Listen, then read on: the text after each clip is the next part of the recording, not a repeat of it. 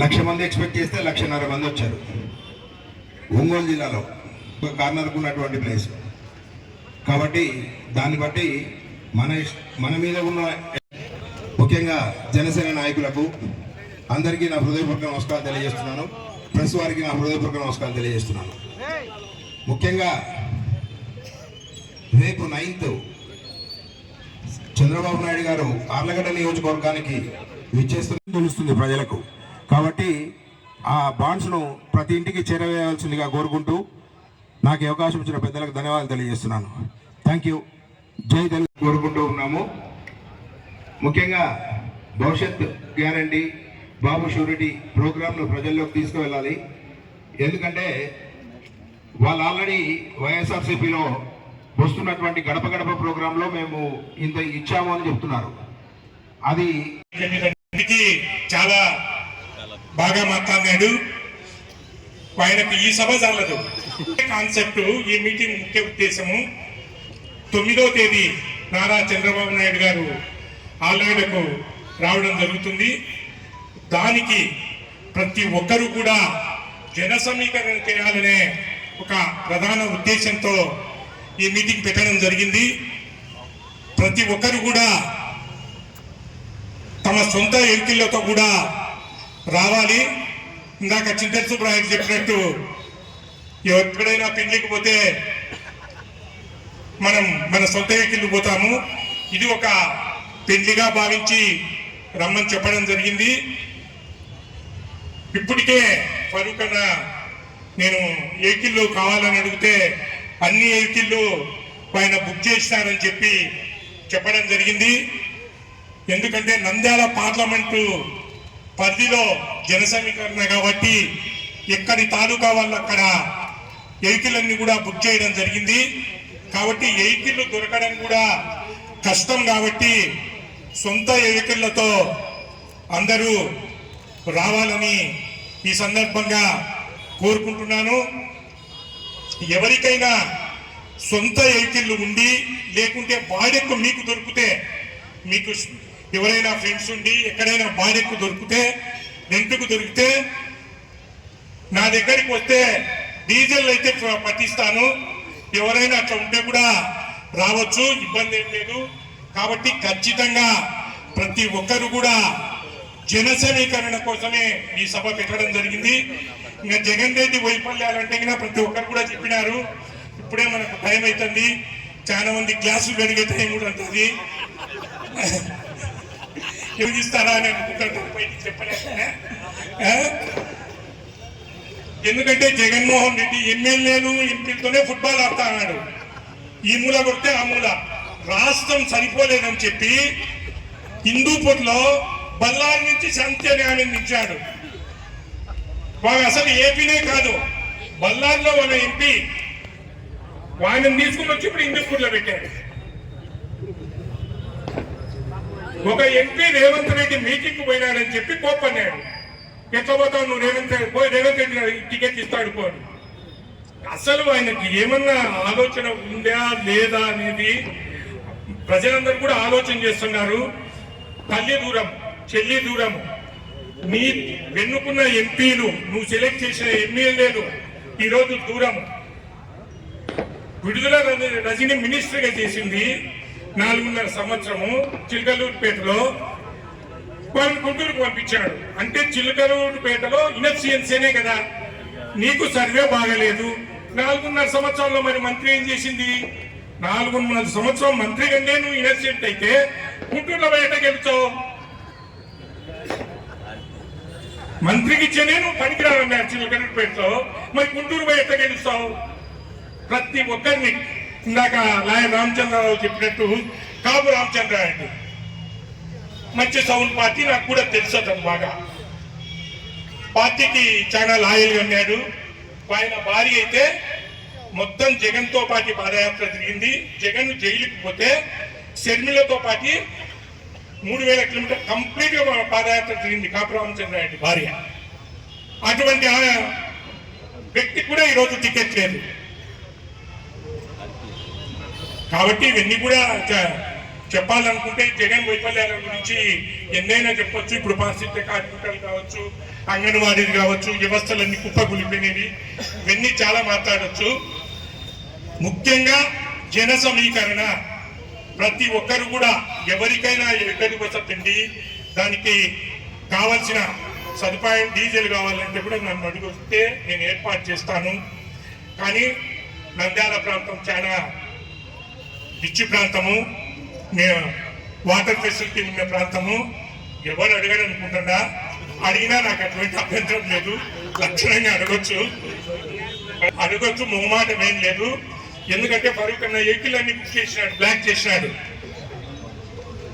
కాబట్టి ప్రతి ఒక్కరు కూడా ఈ కార్యక్రమాన్ని జయప్రదం చేయాలని కోరుకుంటూ, ఎందుకంటే ఏ వార్డులో ఎన్ని వెహికల్ ఉన్నాయి, గోస్పాడు మండలం కానీ నంద్యాల మండలం కానీ ఏ వెహికల్ ఎన్ని వస్తున్నాయనేది బుక్ చేసి షో చేసేదానికి కాదు, అదే పనిగా పరిశీలకులు కూడా వచ్చినారు. కాబట్టి ప్రతి ఒక్కరు కూడా, ఎందుకంటే రాబోయేది ఖచ్చితంగా తెలుగుదేశం ప్రభుత్వం కాబట్టి ఈ 3 నెలలు మనము కష్టపడితే తప్పకుండా అధికారంలోకి రావడం జరుగుతుంది. కాబట్టి ప్రతి ఒక్కరు కూడా చంద్రబాబు నాయుడు గారి 9వ తేదీ మీటింగును దిగ్విజయంగా జయప్రదం చేయాలని కోరుకుంటూ ఈ అవకాశం ఇచ్చినందుకు ధన్యవాదాలు తెలియజేస్తున్నాను. ఈరోజు ఈ రా పిలుస్తుంది, తెలుగుదేశం పిలుస్తుంది, రా కదలిరా అనే స్లోగన్ స్వర్గీయ ఎన్టీ రామారావు గారు తీసుకొచ్చినటువంటి స్లోగన్. ఆ రోజు రామచంద్రరావు సార్ చెప్పినట్టు వేల లక్షల మంది ఎన్టీ రామారావు గారు ఎమ్మడి నడిచినారు. అదేవిధంగా ఈరోజు మనమందరం కూడా చంద్రబాబు నాయుడు గారితో పాటు ప్రయాణించాలని చెప్పేసి నేను కోరుకుంటున్నాను. ఇక్కడ ఉన్న ప్రతి వాళ్ళు మంచి సామర్థ్యము, శక్తివంతమైన కళ నాయకులు. మహానంది బండార్పురం గోస్పాడు మండలం కానీ, నంద్యాల మండలం కానీ, నంద్యాల పట్టణంలో ఉన్న నాయకులందరూ మంచి శక్తి సామర్థ్య గల నాయకులు. మీరు తలుచుకుంటే ఒక్కొక్కరు 5 బండ్లు కాదు 10 బండ్ల వరకైనా మనుషులను తీసుకురాగలుగుతారు. ఆ శక్తి ఉంది మీకు అందరికి కూడా. గోస్పాడు నుంచి దాదాపు 15 కిలోమీటర్లే. తలుచుకుంటే పెద్ద సంగతి ఏం కాదు, వేల మందిని తోలొచ్చు. కాబట్టి అందరు కూడా ప్రయత్నం చేయండి, జనాన్ని కదిలించండి. మన సంఘీభావం అంతా, ఎందుకంటే ఇక్కడ మనకు అవమానం జరిగింది నంద్యాలలో. చంద్రబాబు గారిని ఇక్కడ అరెస్ట్ చేయడం మనకు సిగ్గుచేటు అనిపిస్తుంది. ఇంతమంది ఉండి, ఇంత జనం ఉండి అరెస్ట్ చేయడం అంటే మనం తలదించుకోవాల్సిన పరిస్థితి వచ్చింది ఆ రోజు. కాబట్టి ఈరోజు నంద్యాల అసెంబ్లీ నియోజకవర్గంలో గల గోస్పాడు, నంద్యాల పట్టణ ప్రజలందరూ కూడా ముందుకొచ్చి స్వచ్ఛందంగా బండ్లు తీసుకొని, లేకుంటే బాడెక్కు తీసుకొని అందరూ కదలరా అని చెప్పేసి చంద్రబాబు గారి మీటింగ్కు సక్సెస్ చేయాలని చెప్పేసి కోరుకుంటున్నాము. ఈరోజు వైఎస్ఆర్సీపీలో ఏం జరుగుతుందో అందరికీ తెలుసు. కాపు రామచంద్రారెడ్డి గారు ఈరోజు తాడేపల్లి పాలేసుకు సెల్యూట్ కొట్టి ఎన్ని తిరిగినారు. ఈ నెలాఖరికి చాలా మంది సెల్యూట్ కొట్టి వెళ్ళిపోతారు. ఇది గమనించుకోండి. వచ్చేది మన ప్రభుత్వమే కాబట్టి భయపడాల్సిన అవసరం లేదు. అలాగే ఎలక్షన్లు వస్తున్నాడు, ఇందాక సురేష్ రెడ్డి అని చెప్పినాడు, కేసులు పెడుతున్నారు, అవి పెడుతున్నాను. మనకు పల్లెటూరు నుంచి ముందు కొద్దిగా భయం ఉంటుంది, బైండ్ ఓవర్ కేసులు వస్తాయి. ప్రతి నాయకులు కూడా అడగండి, బైండ్ ఓవర్ కేసు ఎవరి మీద పెడుతున్నావు? 2 గ్రూపుల మీద పెట్టాలా? టీడీపీ వాళ్ళ మీద ఒక్కరి మీద కాదు, వైసీపీ వాళ్ళ మీద కూడా పెట్టాలా? పేర్లు ఇవ్వండి, మా పేర్లు ఉన్నాయి, అవతల వాళ్ళ పేర్లు ఇవ్వండి అని అడగండి, క్వశ్చన్ చేయండి. లేకుంటే మీ మీద కేసు వేస్తామని చెప్పండి, భయపడవద్దు. అలాగే త్వరలోనే ఇక్కడ ఒక లీగల్ సెల్, మన అడ్వకేట్స్ రమణారెడ్డి గారు, ఖలీలు, ప్రసాద్ రెడ్డి ఇంకా ఉన్నారు, రామచంద్ర స్వామి, మేమంతా ఆలోచన చేసి ఒక లీగల్ సెల్ టీంను ఏర్పాటు చేస్తాం. ఎవరికైనా ఏదైనా ఇబ్బందులు జరిగితే ఈ టీం అంతా కూడా వచ్చి స్టేషన్లకు వచ్చి కానీ పోలీసులతో మాట్లాడడం కానీ జరుగుతుంది. అవసరమైతే మీరు పోలీసు వాళ్ళని బెదిరించండి, అవసరమైతే ప్రైవేట్ కంప్లైంట్లు వేస్తాం, హైకోర్టులో రిట్లు వేస్తాం. అనవసరంగా ఒక పార్టీ వాళ్ళనే ముద్దాన్ని చేస్తే, బైండ్ ఓవర్ కేసులు పెడితే మీ అంతు చూస్తామని చెప్పండి. తప్పకుండా మనకు పని జరుగుతుంది. పెడితే బైండ్ ఓవర్ కేసు 2 పార్టీలు పెట్టాలా, ఏ పార్టీ బి పార్టీ అని పెట్టాలా. ఒక పార్టీ మీద పెడితే ఒప్పుకునేది లేదని చెప్పండి. ధైర్యంగా ముందుకుండండి, మేమంతా మీ అనుకున్నాం, ఎక్కడికైనా వస్తాం. కాబట్టి ఇప్పుడు 9వ తేదీ జరగబోయే ఈ సభను అందరూ కూడా కలిసి జయప్రదం చేయాల్సిందని చెప్పి కోరుకుంటున్నాను. ఈ అవకాశం ఇచ్చిన వారికి, ఈ ప్రోగ్రామ్ సక్సెస్ఫుల్ చేసినందుకు అందరికీ ధన్యవాదాలు తెలుసుకుంటూ, అట్లనే 9th మన చంద్రబాబు నాయుడు గారు ఆలగడ్డ వస్తున్నారు. నేను ఒకటే అంటున్నాను, అందరికీ మనమంతా ఇంకా 2 నెలల ఎలక్షన్స్ ఉన్నాయి. మనమంతా నంద్యాల కాన్స్టిట్యున్సీ నుంచి అత్యంత మందితో మనం ఆలగడ్డ వెళ్దాం. అందరికీ మనం నంద్యాల సత్తా ఏందో కూడా చూపిస్తాం. ఎందుకంటే మీకు ఒకటే చెప్తున్నాను, ఇక్కడనే మా సార్కి అరెస్ట్ చేశారు చంద్రబాబు నాయుడు గారికి. అదే దానికోసం ప్రతీకారంలో మనం ఎంత ఎక్కువ మంది వెళ్తే అంత ఎక్కువ మనకు జన ఆదరణ దొరుకుతుంది. ఇంకొకటి వైసీపీ నాయకులు చెప్తున్నారు ఏమని, అంతా రూమర్స్ వెళ్తున్నారు ఏమంటే తెలుగుదేశంకి ఏం లేదు, తెలుగుదేశంకి జనాలు లేరని. మీరు రోజు రోజుకి చూస్తున్నారు వైసీపీ గ్రాఫ్ రోజు రోజు తగ్గిపోతుంది. మీరు చూస్తున్నారు స్టేట్లో ఏమవుతుంది. నంద్యాలలో కూడా ప్రజలు వాళ్ళే వస్తున్నారు ముందుకి, అన్న మాకు ఈ ఎమ్మెల్యే వద్దన్నా, ఇంకా ఈ ఎమ్మెల్యే పని అయిపోయిందన్నా. ఎందుకంటే ఈ ఎమ్మెల్యేకి మనం 4.5 సంవత్సరాల అవకాశం ఇచ్చినాం. ఈ ఎమ్మెల్యే మనకి ఏం ఒక్క పని చేయలేదు. మళ్ళీ ఏమంటే ఈ ఎమ్మెల్యే ఓన్లీ మీరు చూడండి, ఎక్కడన్నా నంద్యాలలో చూడండి, ఓన్లీ పోస్టర్లకే పనికొస్తాడు ఈ ఎమ్మెల్యే. మీరు చూస్తున్నారా? ఏదన్నా 4.5 సంవత్సరాల్లో ఏదన్నా ఒక గట్టి పని చేశాడా? ఏం చేయలేదు. ఊరికే పోస్టర్ల కోసం, ఈ పోస్టర్లో ఒక ఫేస్ ఉంటుంది, ఆ పోస్టర్లో ఇంకొక ఫేస్, దీనికే పనికి వస్తాడు ఎమ్మెల్యే. నీ పని అయిపోయింది రవిచందర్ రెడ్డి, నువ్వు ఖచ్చితంగా మీ నాన్న కాదు మీ ఎవరికన్నా పిలుచుకో. ఈసారి నంద్యాలలో గెలిచేది ఎన్ఎండి ఫారూక్ గారే. చంద్రబాబు నాయుడు గారికి ముఖ్యమంత్రి చేసే వరకు ప్రతి కార్యకర్త కానీ ఎవరు కానీ మేమంతా కష్టపడి ఖచ్చితంగా 2024 మా కాబోయే ముఖ్యమంత్రి చంద్రబాబు నాయుడు గారికి చేసే వరకు ఏ కార్యకర్త కూడా నిద్రపోరు. ఎందుకంటే మీరు చూస్తున్నారు ఈ రాష్ట్రం సర్వనాశనం చేశాడు. అన్ని డిపార్ట్మెంట్ అన్ని సర్వనాశనం చేశారు. అంగన్వాడీ కానీ, మున్సిపాలిటీ కానీ, ప్రతి చోట ప్రతి మహిళలు కానీ అందరు రోడ్డు మీద వచ్చి ధర్నాలు చేస్తున్నారు. మీరు చూస్తున్నారు మొన్న మున్సిపాలిటీ వాళ్ళు ధర్నా చేస్తే కనీసం కారు కూడా దిగలేదు ఈ రవిచందర్ రెడ్డి. అంటే అంత అహం నీకు. నేను కారు కూడా దిగను, నాకేముందిలే, నాకు ఎలక్షన్స్ వస్తాయి, మా నాన్న డబ్బులు చేస్తాడు, మేము గెలుస్తామని. ఈసారి నీ డబ్బులు ఏం పని చేయదు. ఎందుకంటే 20 సంవత్సరాల నుంచి నంద్యాల ప్రజలు చూసి ఇంకా కాళ్ళు అంటున్నారు. దానికోసం మీరంతా ధైర్యంగా ఉండండి. ఏం కాదు, మనమందరం ఒకటి ఉందాం, ఒకటి గట్టిగా మన తెలుగుదేశం సైనికులని ముందుకు పోయి ఖచ్చితంగా ఈ శిల్పా మోహన్ రెడ్డి 20 సంవత్సరాల పాలన గద్దెదింపి తెలుగుదేశాన్ని గెలిపిస్తాం. Thank you. జై హింద్, జై తెలుగుదేశం. మారుతాయి మనకి ఎందుకు మన చేతులు ఏం లేదు. ఇప్పుడు చూస్తా ఉన్నాం వైకాపా పార్టీ ఏ రకంగా వచ్చింది పైకి, ఏ రకంగా భద్రమవుతుందో మనం చూస్తా ఉన్నాం. ఈరోజు ఇందాక ఏ సుబ్బాడి గారు కూడా చెప్పారు, మరి రేవంత్ రెడ్డి అంటే ఎవరు? ముఖ్యమంత్రి. ఒక ముఖ్యమంత్రి కలవాలి మా ఎంపీ పోతే ఆయన గెట్అవుట్ అంటే ఆ రేవంత్ రెడ్డి టికెట్ ఇస్తే ఆడికి పోవంటే మన ముఖ్యమంత్రికి ఎంత సంస్కారం అవుతుందో మనకు చెప్పాల్సిన అవసరం లేదు.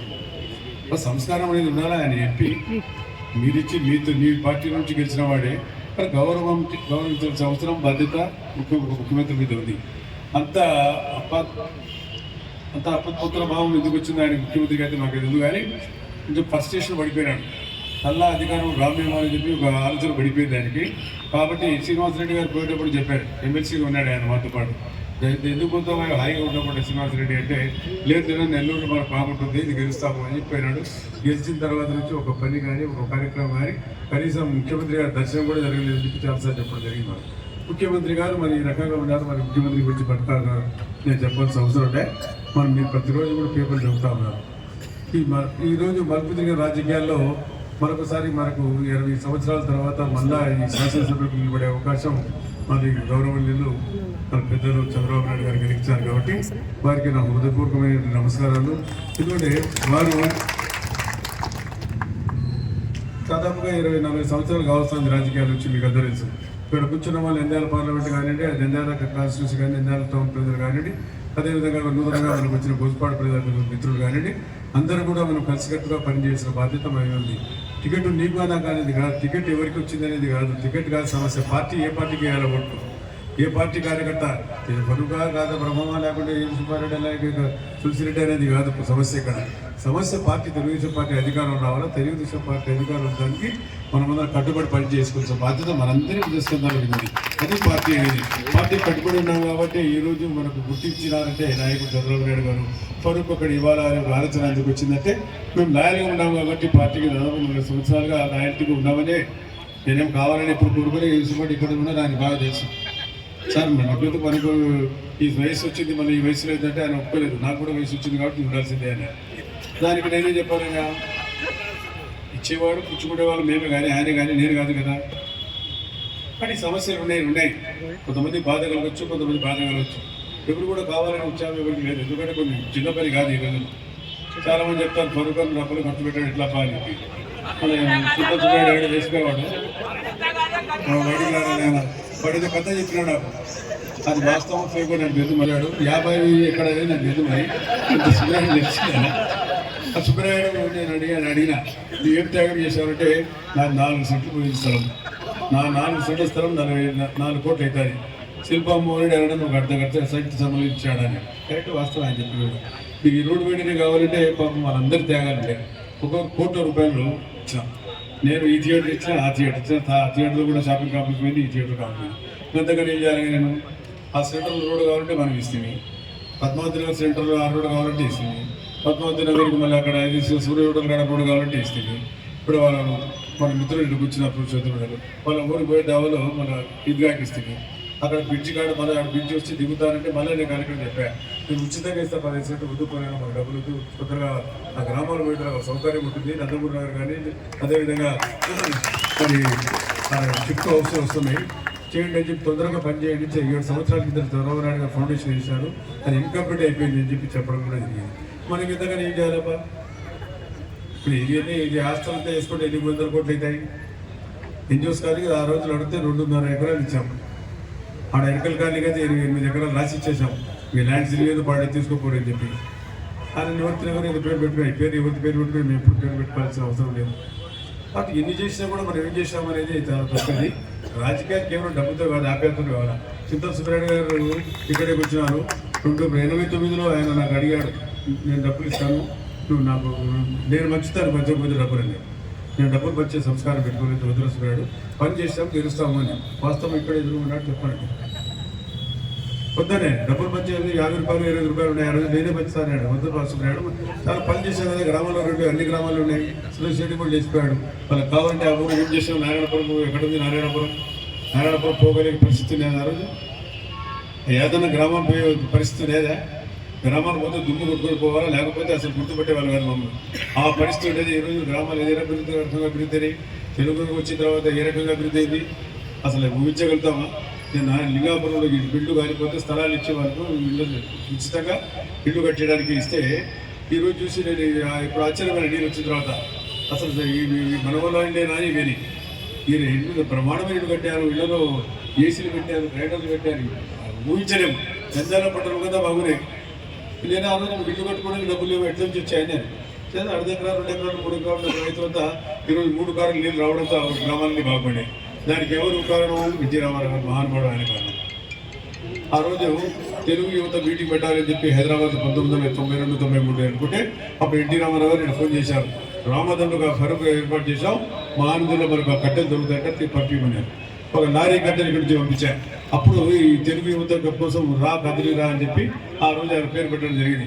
రామదండు అనేది రామారావు గారు ఏర్పాటు చేశారు కాబట్టి ఇక్కడ పట్టుడు కట్టెలు దొరుకుతాయంటే ఆ పట్టుడు కట్టెలు తీసుకుని ఒక లారీ నిండా పంపించి మాట్లాడి ఆ రోజు పంపడం, ఆ నామకరణం ఆ రోజు జరిగింది. రా కదిలిరా అని చెప్పి నామకరణం ఆ రోజు ఎన్టీ రామారావు గారు యువతను ఉద్దేశించి చెప్పడం జరిగింది. అదే ఇప్పుడు చంద్రబాబు నాయుడు గారు కూడా చెప్పడం జరుగుతూ ఉంది. ఇప్పుడు చంద్రబాబు నాయుడు గారు రా కదిలి రామంటే ఎందుకు రావాలా? మన సంక్షేమం కోసం రావాలా, మన బాగోగుల కోసం రావాలా. ఈరోజు రాష్ట్రం ఏ రకంగా ఇంత అస్తవస్థలో ఉంది మీకు తెలుసు. రాష్ట్రం బాగుపడే పరిస్థితి లేదు. చంద్రబాబు నాయుడు గారు రావాలా, ఆయన కదిలి వస్తేనే ఏదో రాష్ట్రం బాగుపడుతుంది. ఈ రోజు ఏ పని జరిగింది ఇక్కడ ఎవరికైనా మీరు చెప్పుకోవాలంటే మరి ముఖ్యంగా మైనార్టీ సోదరులు ఉన్నారు, వారికి ఏమైనా పని జరిగిందే? ఎవరైనా బాగుపడ్డారా? మీరు ఏమన్నా తెలుగుదేశం పార్టీ వచ్చిన తర్వాత ఎన్ని స్థలాలు ఇచ్చిందే కానీ టిట్కో ఇల్లు దాదాపుగా 12,000 13,000 ఇళ్ళు ఇస్తే ఆ రోజు దాదాపు 2,000 మందికి మనం ఇళ్ల స్థలాలు ఇస్తే ఇంతవరకు చేర్పదా? అక్కడ రంగులు కొట్టుకోవడం తప్పని చేయమని చేశారా? ఆ ఇల్లు ఎవరు ఏర్పాటు చేశారు? శ్రీరామన్